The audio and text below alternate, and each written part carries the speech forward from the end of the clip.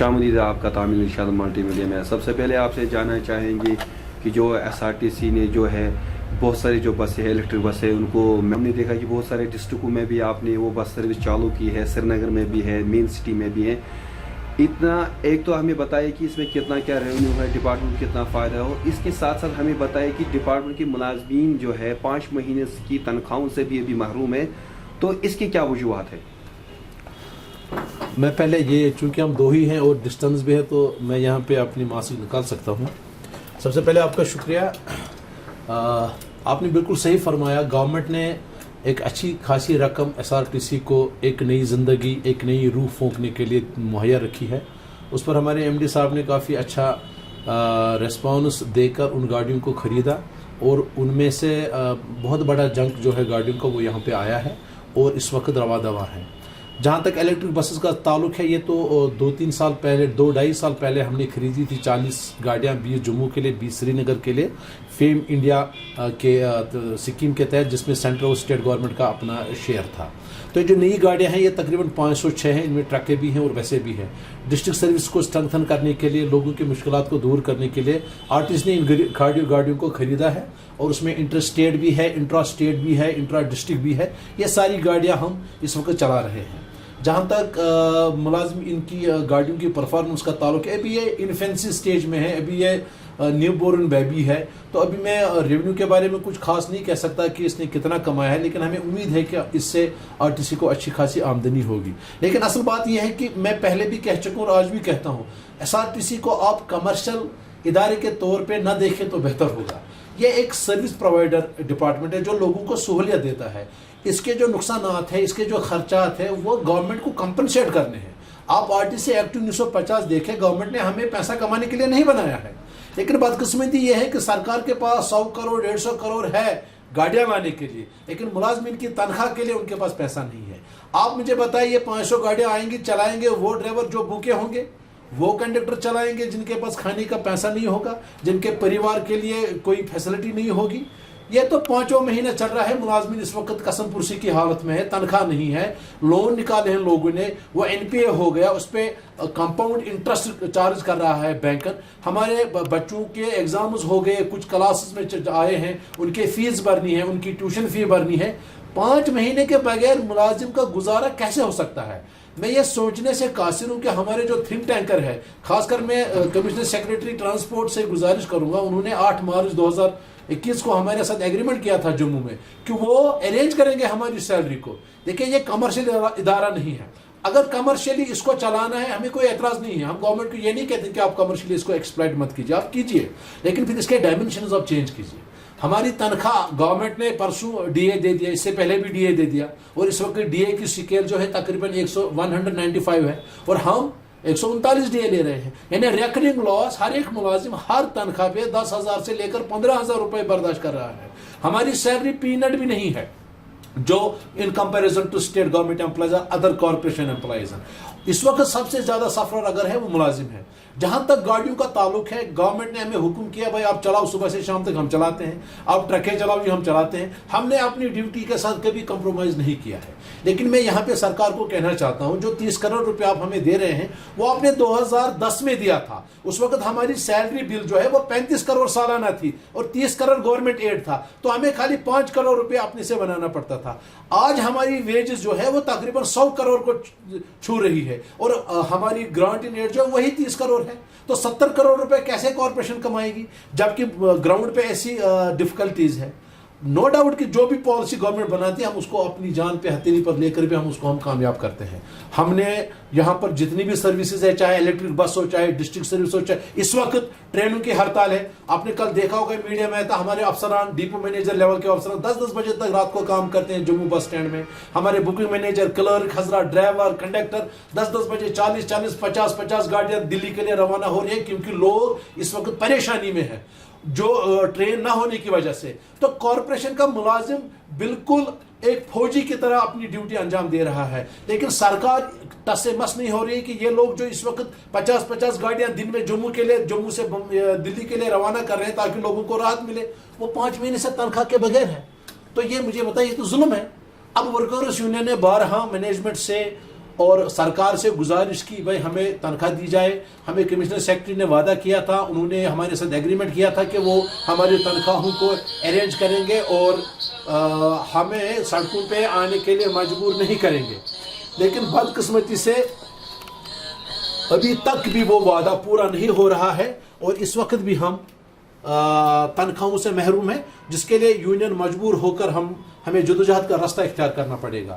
کیونکہ میں یہاں پر ایک بات کلیئر کرنا چاہتا ہوں, ملازم کے لیے یہ پاسبل نہیں ہے کہ وہ وداؤٹ سیلری یہاں پہ کام کرے. دوسری بات یہ ہے کہ ہمارے پاس یہاں ڈرائیور حضرات ہیں جو تقریباً پچھلے 12 سال سے کام کر رہے ہیں, کنسالیڈیٹڈ ہے.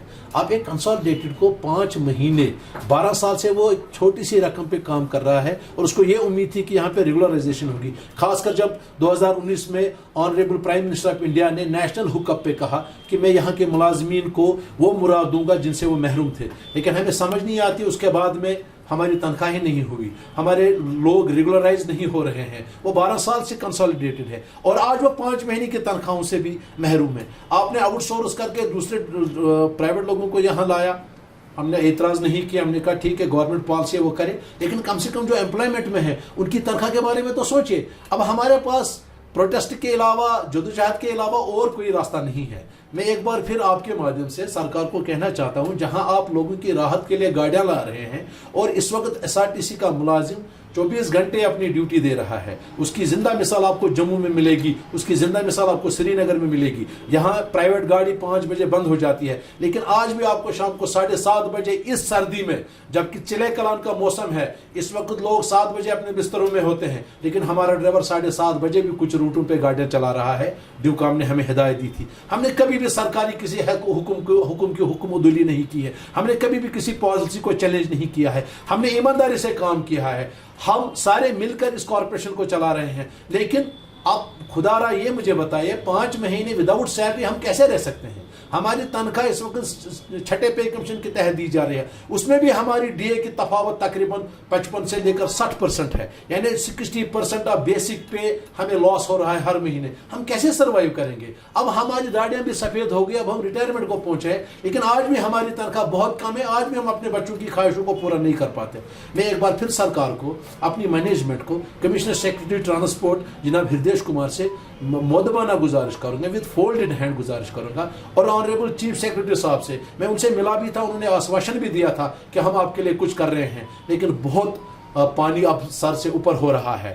میں نہیں سمجھتا ہوں کہ سرکار کے پاس کوئی ایکسکیوز ہونا چاہیے, اس کے باوجود کہ اس وقت ملازمین ایمانداری سے 24 گھنٹہ اپنا کام کر رہے ہیں اور وہ ہمیں سیلری نہ دے. اگر ہماری سیلریوں کو واگزار نہیں کیا گیا تو ہمیں مجبوراً within the framework of, within the ambit of labor law ہم اپنی جدوجہد کو شروع کریں گے, جس کی ساری ذمہ داری سرکار پر عائد ہوگی. کیونکہ اب پانی سر سے اوپر چلا گیا ہے. اب ڈرائیور کے لیے, کنڈکٹر کے لیے, مستری کے لیے, کلرک کے لیے, ایون افسروں کے لیے ممکن نہیں ہے کہ وہ وداؤٹ سیلری, کیا کوئی بیوروکریٹ 5 مہینے وداؤٹ سیلری کام کر سکتا ہے؟ ہمارے ملازمین اس وقت قرضوں میں ڈوبے ہوئے ہیں, وہ بینک کرپٹ ہونے کے کگار پہ ہے. تو میں سرکار سے گزارش کرتا ہوں, آنریبل گورنر صاحب سے گزارش کرتا ہوں. انہوں نے پرسوں جب PDD کی ہڑتال تھی, انہوں نے کہا کہ ان کسی بھی ملازم کی تنخواہ ہمارے پاس باقی نہیں ہے, لیکن میں ان کی نوٹس میں لانا چاہتا ہوں. دوسری بات یہاں پر میں ایک اور کرنا چاہتا ہوں, یہ امپورٹنٹ بات ہے, وہ یہ ہے کہ SRTC نے جو پیسہ کمایا ہے وہ تقریباً 50 سے لے کر 55 کروڑ روپے جو باقی ڈپارٹمنٹوں کے پاس ہے, کئی سالوں سے پڑا ہوا ہے. کیا وجہ ہے کہ اگر ان کو سرکار پیسہ بھی دیتے تب بھی وہ ریلیز نہیں کرتے ہیں, اور وداؤٹ انٹرسٹ پڑا ہے. اگر ہم بینک سے قرضہ لیں گے تو وہ ہمیں 18% 16% انٹرسٹ چارج کرتے ہیں. کیا وجہ ہے کہ SRTC نے پیسہ کمایا؟ CAPD کے پاس ہمارا پچھلے 6 سال سے تقریباً 6 کروڑ روپے جموں میں پڑا ہے. ہمارا اسٹیٹس ڈپارٹمنٹ کے پاس جب ہم سیکٹریٹ کی ملازمین کو ڈھوتے تھے, جو ان کے ملازم تھے ان کو سروس دیتے تھے, اس کا تقریباً 6 کروڑ 25 لاکھ روپے, جس میں 3.5 کروڑ کے قریباً ریکنسائلڈ اماؤنٹ ہے, وہ ان کے پاس پڑا ہے. جنرل پوسٹ آفس کے پاس کروڑوں روپے پڑا ہے. الیکشن کا پیسہ پڑا ہے DCs کے پاس, ڈیوکام کے پاس. اب خدا را مجھے بتائیے, اگر SRTC نے محنت کر کے, تیل جلا کے, اپنا خون پسینہ بہا کے کروڑوں روپیہ کمایا ہے, کیا وجہ ہے کہ سرکاری محکمے وہ پیسے ریلیز نہیں کرتی؟ اور کیا وجہ ہے کہ جو ہماری مینجمنٹ ہے, جن افسروں کی یہ ذمہ داری ہے کہ وہ پیسہ وہاں سے وصول کرے, وہ کیوں نہیں اس پر کام کرتے؟ ان پر لگام کیوں نہیں کسی جاتی؟ وہ کیوں نہیں نکلتے ہیں اپنا پیسہ وصول کرنے کے لیے؟ کیا خالی یہ ڈرائیور اور کنڈکٹر کا یا یونین کا کام ہے وہ پیسہ لانا؟ ہمارا کام ہے محنت کرنا. ہم نے کبھی محنت سے انکار نہیں کیا, ہم نے گاڑی چلانے سے انکار نہیں کیا. آپ اس وقت ذمہ داری ہے سرکار کی, اس وقت ذمہ داری ہے مینجمنٹ کی کہ وہ دیکھے یہ جو ملازم گورنمنٹ کی پالیسی کو گراؤنڈ پہ پریکٹیکل میں کنورٹ کر رہا ہے. We are converting the policy and programs of government on ground. ہم گراؤنڈ پہ گاڑی چلاتے ہیں, دلی, جموں, لداخ, کرگل, لوکل, جو بھی آپ ہمیں کہتے ہیں, لیکن تنخواہ کے بغیر کیسے پاسبل ہے؟ میں ملازموں سے بھی اپیل کرنا چاہتا ہوں کہ وہ اتحاد میں رہے اور یونین کے پروگرام کا انتظار کرے. ہم بہت جلد ایک حتمی فیصلہ لے کر ملازمین کے حق میں جدوجہد کریں گے, کیونکہ اس کے بغیر ہمارے پاس چارہ نہیں ہے. ہاں, اگر سرکار چاہتی ہے کہ ہم اس محکمے میں اس کو اور آگے بڑھے تو ان کو ریسکیو کے لیے آنا چاہیے. ان کو دیکھنا چاہیے کہ جو ہماری جینیون اور لیجٹیمیٹ, ہم ان سے کوئی آسمان نہیں مانگتے, ہم ان سے کچھ ایکسٹرا آرڈنری نہیں مانگتے. ہم کہتے ہیں جو ہم نے محنت کی ہے, جو ہم نے خون پسینہ بہایا, اس کے لیے آپ ہمیں اپنی روزی روٹی کے لیے ہمیں اپنی محنت کا پیسہ دے دیجئے, اور وہ بھی آپ ہمیں 60 پے کمیشن پہ دے رہے ہیں. اور جہاں تک آپ نے کہا پبلک کو ہم سروس دے رہے ہیں, ہاں البتہ یہ ہے کہ آپ ٹریفک جام وغیرہ کا مسئلہ ہے, اس میں یہ کہنا چاہتا ہوں کہ یہاں پہ سرکار نے تقریباً 2013 کی بات ہے, ایک ایجنسی کو ہائر کیا تھا, رائٹس اس کا نام ہے, وہ ورلڈ ریناؤنڈ ایجنسی ہے. انہوں نے سری نگر شہر کے لیے اپنے ریکمنڈیشنز اور سجیشنز ایک ڈاکیومنٹ دیا تھا, تقریباً 300-350 پیجز پہ ہے.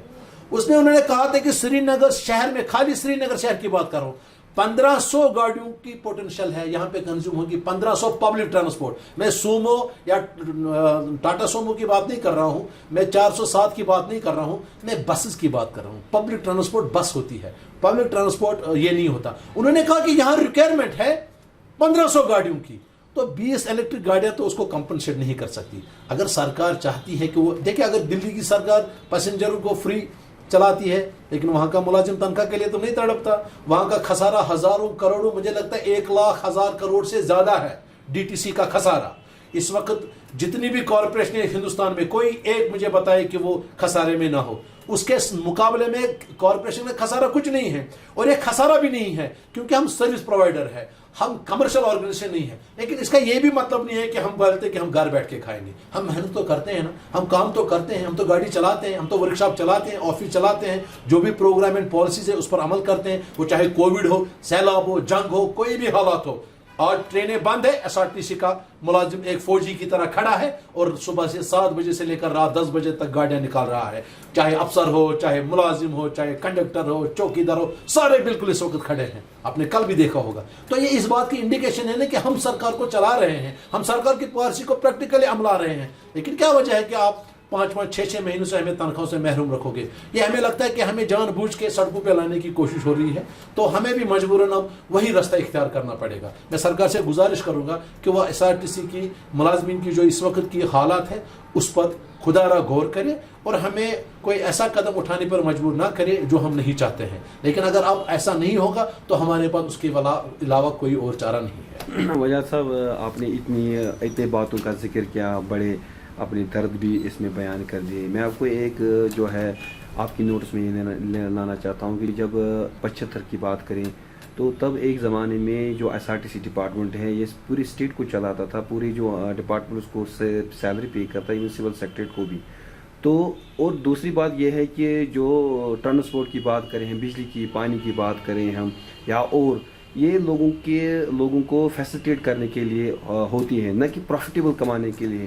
آپ نہیں مانتے کہ انجسٹس ہے؟ جب آپ لگے ہیں تب الگ پروویژن, آج کی ڈیٹ میں جب آپ آج تقریباً ریٹائر کو ہونے کو پہنچے, آج کی ڈیٹ میں آپ کے ساتھ الگ ایگریمنٹ ہوئے, تب کی ڈیٹ میں آپ کے ساتھ الگ MOU جب آپ نے سائن کیے ہیں تب کی ڈیٹ میں, اور آج کی ڈیٹ میں بہت سارے ملازم آپ کی جو ہے والنٹری ریٹائرمنٹ بھی ہوئے. تو کیا وجہ ہے آخر؟ دیکھیے, سب سے پہلی بات آپ نے سن 1975 سے پہلے کی بات کی. اس وقت ایک گورنمنٹ ٹرانسپورٹ انڈرٹیکنگ ہوا کرتا تھا, GTU, اور اس کارپوریشن کو it was converted in 1976 under RTC act 1950. اس وقت اس کو کارپوریشن بنایا گیا, تب تک یہ GTO تھی. اس وقت سب سے پہلی بات یہ تھی کہ اس کا جو پبلک ٹرانسپورٹ میں شیئر تھا وہ تقریباً 98% تھا. یعنی 100 گاڑیوں میں سے 98 گاڑیاں جو تھی وہ RTC کی تھی, 2 گاڑیاں پرائیویٹ کی تھی. اس کے بعد میں ترقی ہوتی گئی اور لوگوں نے اپنا ٹرانسپورٹ اور ٹرانسپورٹر بن گئے, لوگوں نے اپنا transporter as a profession transportation میں اب وہ آگے, انہوں نے اپنی گاڑیاں خریدی. تو ہمارا ریشو آہستہ آہستہ کم ہوتا گیا اور پرائیویٹ ریشو بڑھتا گیا. اور آج کے دور میں اگر آپ جموں کشمیر کی بات کریں گے, مجھے نہیں لگتا 1 سے لے کر 2% سے زیادہ ہمارا इस ट्रांसपोर्ट सेक्टर में कोई कंट्रीब्यूशन होगा, 2% से ज़्यादा होगा ही नहीं। उसकी क्या वजह है? उसकी वजह यह है कि जब इस टर्माइल में डिक्लाइन शुरू हुआ, हमारी 126 गाड़ियाँ बम ब्लास्टों में आगजनी की नज़र हो गई। गवर्नमेंट ने हमें कोई कंपनसेट नहीं किया।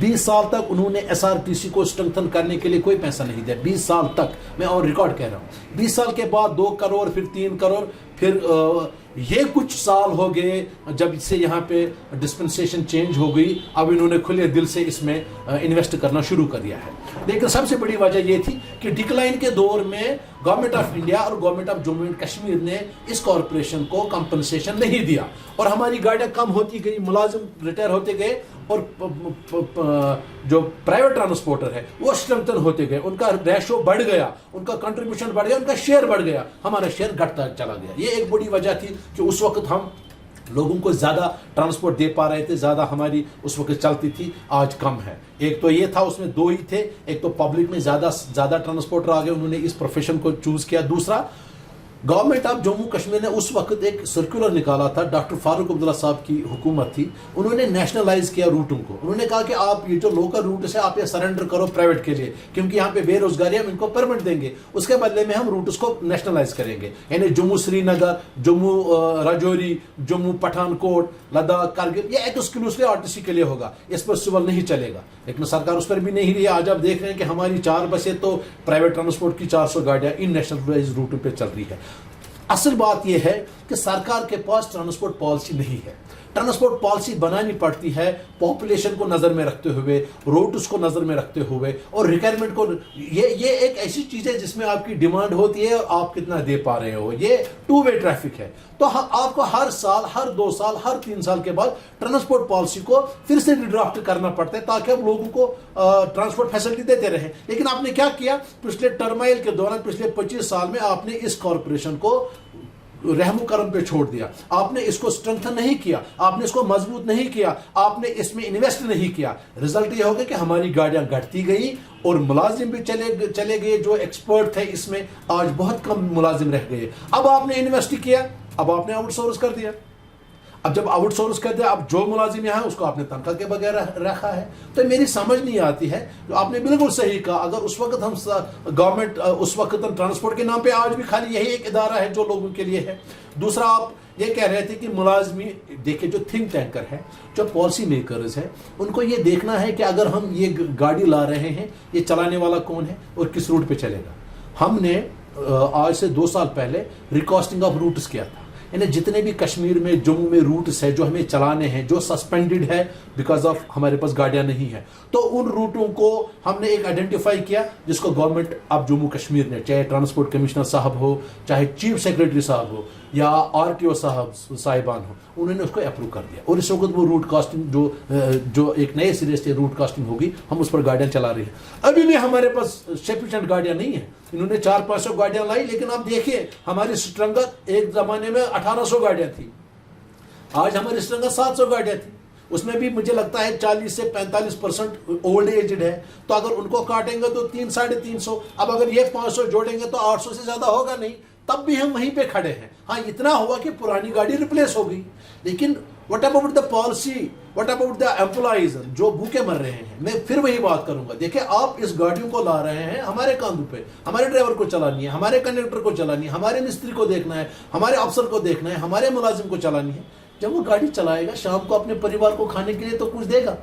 तो ये जो पॉलिसीज़ हैं, ये ट्रांसपोर्ट पॉलिसी होनी चाहिए जो मजबूत हो। और जैसे आपने बिल्कुल सही कहा, चाहे पीडीडी हो, चाहे पीएचई हो, जल शक्ति जिसको हम कहते हैं, एजुकेशन हो, या मेडिकल फैसिलिटी हो, ये कुछ इदारे ऐसे होते हैं हर एक स्टेट में, हर एक कंट्री में, जो लोगों की बेसिक नीड है।